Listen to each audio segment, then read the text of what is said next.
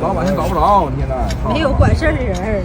那个辽宁兴起比亚迪4S店，浑南的一阵压两家，把银行的钱也骗了，银行骗了3800万。大家好，欢迎来到我的频道。刚才看到的是呢，车主在比亚迪 4S 店门前讨债的场景啊。这家 4S 店呢，直接干倒闭了。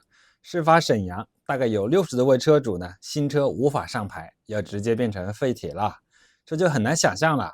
之前干倒闭的都是奔驰、宝马合资的 4S 店，这次比亚迪也爆雷了。据传是车辆合格证被 4S 店拿到第三方做了抵押，结果呢，资金链断裂，无力赎回车辆的合格证。没有车辆的合格证呢，就无法上路，这些车呢就变成了纯纯的废铁。4S 店也是选择直接跑路啊。其中有位车主在1月27号就买了比亚迪的秦 L 汽车，总价10多万，当场就交了首付，并办理了沈阳的临时车牌。购车时 4S 店的销售称呢，因为临近年关啊，车管所不上班，所以就上不了车牌。注意啊，这个说法呢其实是一个坑。然而呢，购车近3个月了，车辆已经换了3次的临时车牌了，而且前3次还是从海南邮寄过来的，穷逼的牌照啊！到了4月18日呢，这个销售就告诉车主，上牌呢仍然是遥遥无期。受影响的车主呢有60多位，涉及金额超过了600多万，现在处于没人管的状态。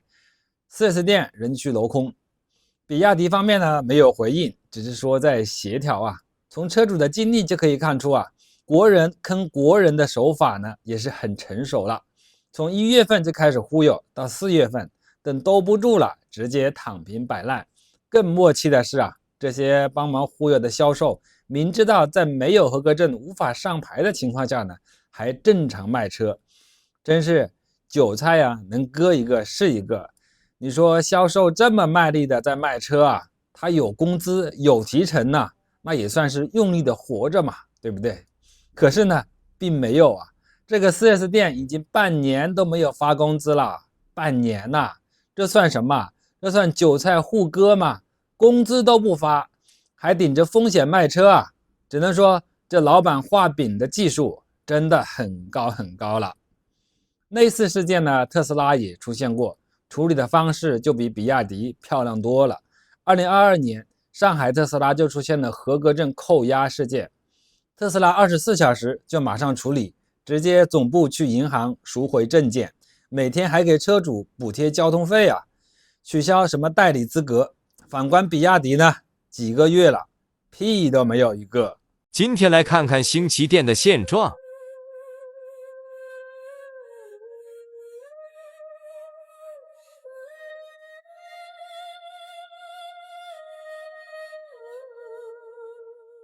大厅都是维权的车主，6台展车还是在别的店借的。荡荡的，办公区域没有人，东西堆的那都是，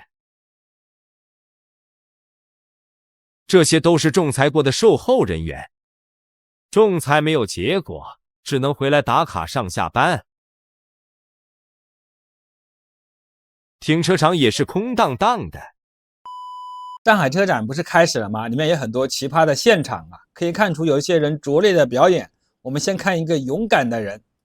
就你这破双离合，抖动顿挫加一响，什么玩意儿啊？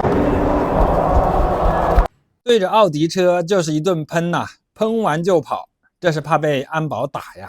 其实他心里知道啊，根本就不会出现，但是呢，还是有点怕，喷完就马上溜了。然后勇敢的发了个抖音来证明自己多厉害，跟个小丑一样。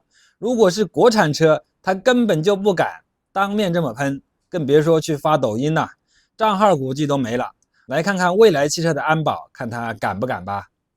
这蔚来这阵仗也太可怕了，一个车边站6个销售，我的天哪，真是妥妥来卖车来的呀！这销量能不好吗？我都不敢上去这展台。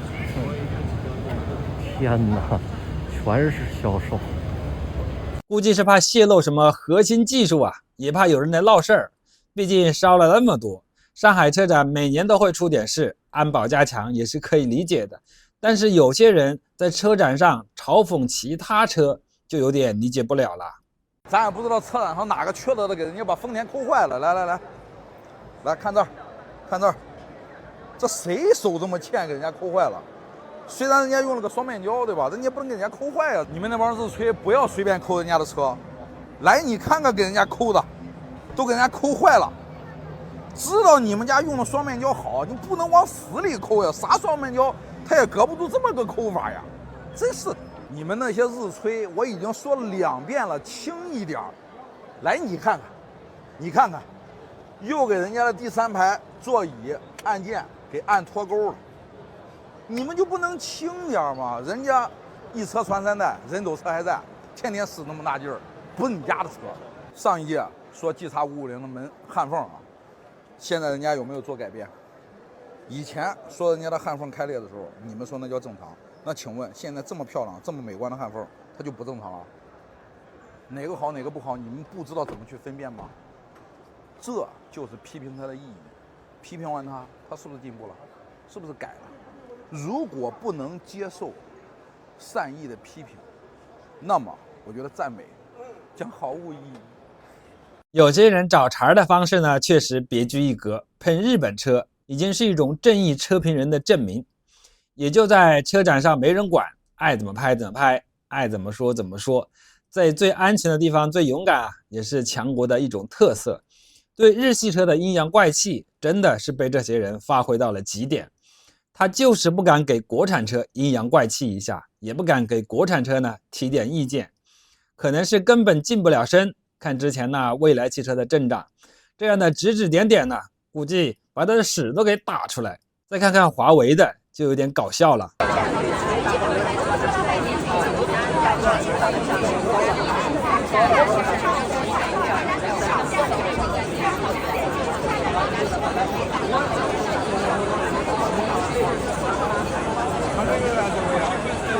这是花了多少广告费啊？请一些不懂车的人在网上疯狂的找流量，这种手法真的很奇葩，真的很有强国特色呀！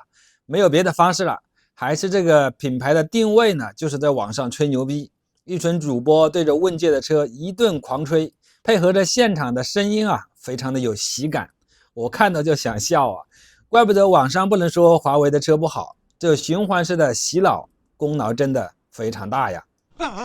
有的车企就很接地气啦，看看这青海摇摇的就很有看点啊。作为一汽奔腾的宣传也是实至名归啊。这是要吸引富婆吗？还是说纯粹为了迎合现在的网络流量？我还特意搜了一下，上海车展青海摇确实已经成为一个词条了，这个钱花的真的非常的值啊。当然，作为最火的小米呢，在这些不入流的宣传方式面前，还是选择了一个淳朴的方式，就是现场发鸡蛋，不是现场发帽子，免费的帽子啊，价值100多呢。这羊毛直接让小米的展台人满为患。小米汽车实在是太会玩营销了，给大家看一下小米展厅的这个人流量，人密密麻麻的特别多。然后像旁边的福特啊，还有本田啊，那人就真的是惨不忍睹了啊。那我就不给大家看了。那具体来说，就是工作人员比这个观众还要更多。那为什么小米会成这样呢？除了它的本身流量比较大，然后大家喜欢看以外，还有个很重要的点啊，就它玩了一个骚操作。它在车展上呢，给大家送了一下小米的这个帽子啊。那这个帽子呢，我刚才查了一下，大概这个官方的商场的这个价格呢是120多块钱，然后它每天会送5000顶这样的帽子，然后持续整个周期，也就是10天的时间。那我简单跟大家算一笔账啊，那整个1天的费用呢大概是60多万，然后10天呢就是600多万。可能你会觉得，哎，600多万做个营销好像也不便宜。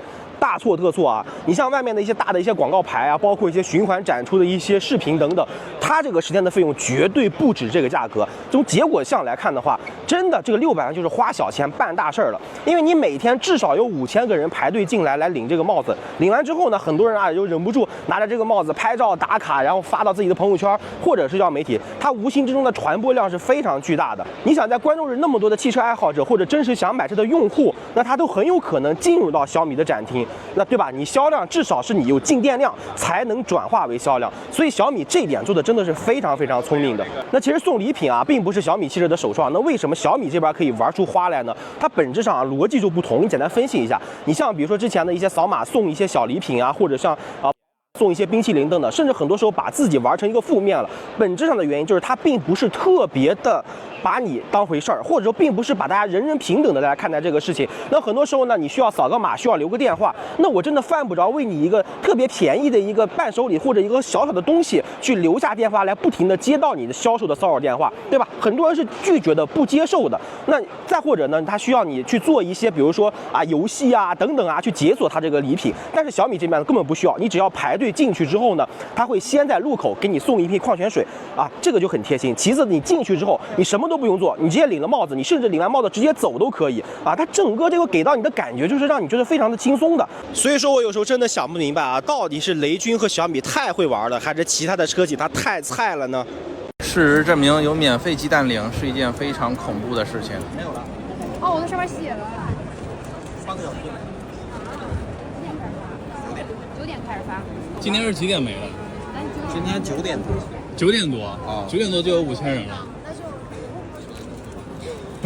排队的人围着排一圈吗？都已经排到外面去了，看到那个门吗？啊，就从这面看，啊，从这面已经排到那边。小米工作人员已经开始想对策了，这明显就是冲帽子来的。好多朋友过来看，没有帽子的话就直接搬走了。确实有一套啊，雷军能把车展当成帽子的展销会啊，也是头一回。怪不得现在小米人人喊打，就他这么玩，别人都玩不过他的。当然呢，作为上海车展，怎么能少了老外呢？很多老外被一些网友拍成了背景板，一股自豪感油然而生啊。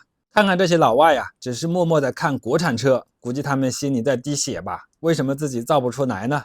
还有人说啊，怎么老外看车展没有一点声音呢？只是看呢？这个我也不太懂啊，有懂的可以在评论区打出来。之前我们频道有很多那种维权的事件，就是找媒体去维权嘛。但是这次找到了一个车主是骗子，把主持人骗得团团转的事件，非常的搞笑啊。我们来看一下。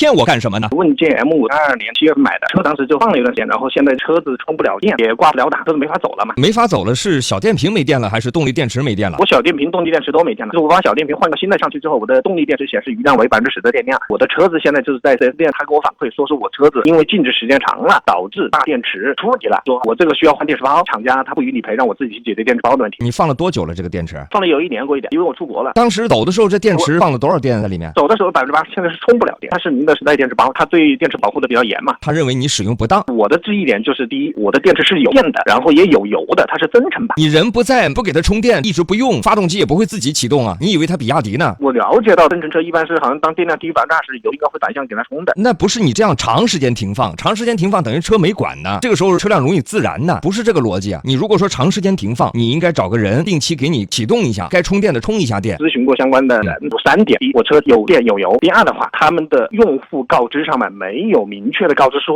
我这个车子不用多长时间得用一次。3个问题就是关于电池的压差，4S店的用那个电脑初步读了一下，说压差有0.8，然后我就咨询了一些电池生产的人，他是这样说的：车辆你也没有动嘛，静止放的状态，如果说电池包的电芯一致性比较好的情况下，压差不会那么大。不是压差大的原因，不是因为你长时间静置了吗？自己的电慢慢跑掉的呀。每次充电的过程当中，压差是可以自己调整和修复的。我的意思就是，它每一个电芯的质量含有的金属杂质比例可能是高了，才会导致放了1年之后，它整体电压下降的。你说的是理论推论，比如说我里面有20组电池，其中有1组到2组它的生产有瑕疵，导致它的压差就是常年比其他的低一点点 ，BMS 就一直调整不好。只不过呢，充电呢能够维持正常，但是由于你长时间静置，压差大了。如果说能够给你解开，重新充放电，有的时候压差是能够进行修复的。这个是不是 4S 店有这个义务来做这个事儿？得基于电池包的具体情况来看，长时间静置的话，有可能电池包会鼓包的，那个时候它不让你充是正常保护，因为你充就有可能会爆燃。如果说基于安全的前提下，其他方面都没毛病，尝试充电修复压差，试试看能不能修复，这个我可以帮你做到。1天后，你有没有跟我说实话？指的是什么？你不是说因为你出国了，停了1年时间，导致车辆电没有了，把电给你锁住了，想让我给你联系厂家，把这个高压电给你解开，让你能够充电吗？对，是的。我再问你，你跟我说实话了吗？这个情况是真实的。哪个情况是真实的？你姓刘，车主姓王，你不是车主，你来反馈这个事儿干啥？你给的信息全都不对的。昨天问你出国之前电量留的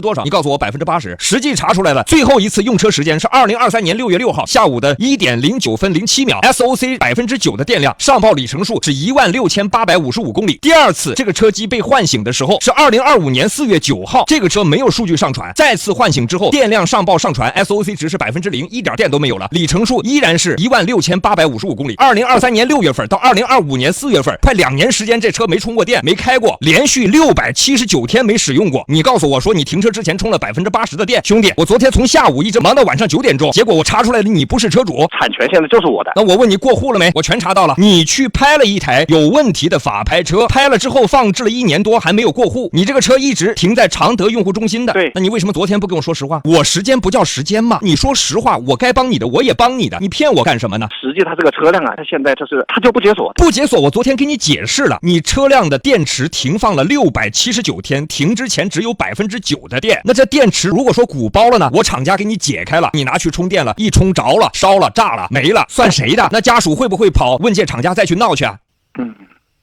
他锁你电是有原因的，你的手机电池你长时间不充，你试试看鼓不鼓包？你昨天跟我说实话，这事儿我就帮你。一核实你还出国了，你哪里出国了？他编了个谎跟我说出国了，很同情你，我还把人家厂家骂了一顿。我说人家出国了，你就把人家车给锁了，凭什么锁人家？最后一查出来结果说王老师不是这个样子的。昨天晚上9点钟又给人家道歉。但是这个事实，我的诉求实际上也很简单。你的诉求，我现在跟厂家说了，厂家判定一下这个电池有没有安全风险。他判定如果说没有安全风险，你签授权书的前提下可以给你解开。但是如果说他们判定有安全风险，你签授权书他也不给你解开，理所应当的，除非换电池。下回说实话，你们一个电话免费的，我下面要跑断腿。我真的觉得我自己是神经病，一天到晚就可以处理这种事。要不是说啊，强国人的思维就是不同啊，可以脸不红心不跳的在那里维权，谎话一套一套的。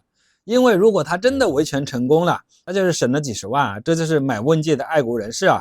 只是万万没想到啊，本来是想骗个电池包的，结果现在的车企呢能力太强了，直接把车主的老底都给挖出来了，这下直接丢脸丢到家了。